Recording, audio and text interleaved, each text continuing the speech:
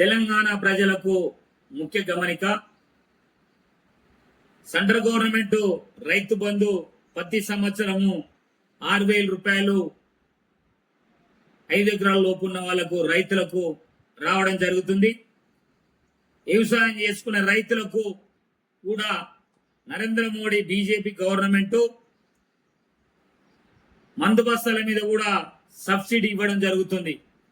Urea బస్తా కంపెనీల తయారయ్యేది వచ్చి 2,365 రూపాయల 50 పైసలకు తయారవుతుంది. మనకు వచ్చేది సబ్సిడీ సెంట్రల్ గవర్నమెంట్ ఇచ్చేది 2,099 రూపాయలకు సబ్సిడీ ఇస్తున్నాడు. మనకు వచ్చేది మనము యూరియా బస్తా కొనేది 266 రూపాయల 50 పైసలకు మనం కొనడం జరుగుతుంది. డిఏపి బస్తా కంపెనీలో తయారయ్యేది 2,019 రూపాయల 75 పైసలకు తయారవుతుంది. మనకు సెంట్రల్ గవర్నమెంట్ సబ్సిడీ ఇవ్వడము 769 రూపాయల 75 పైసలు సబ్సిడీ ఇవ్వడం జరుగుతుంది. మనము 2020 డిఏపి బస్తా వచ్చి మనకు రైతుకు వచ్చేది 1,250 రూపాయలకు తీసుకోవడం జరుగుతుంది.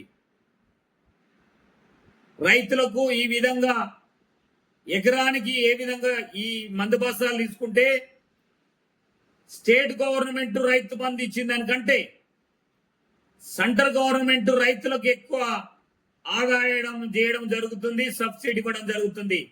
రైతులు ముందు తెలుసుకోవాలి, మనం మందు బస్తా కొంటే ఎంత వస్తుంది, అక్కడ కంపెనీలో ఎంతకు తయారవుతుంది, మనకు సబ్సిడీ నరేంద్ర మోడీ ఎంత ఇస్తున్నాడు, స్టేట్ గవర్నమెంట్ ఏమన్నా ఇస్తుందా, మందు బస్తా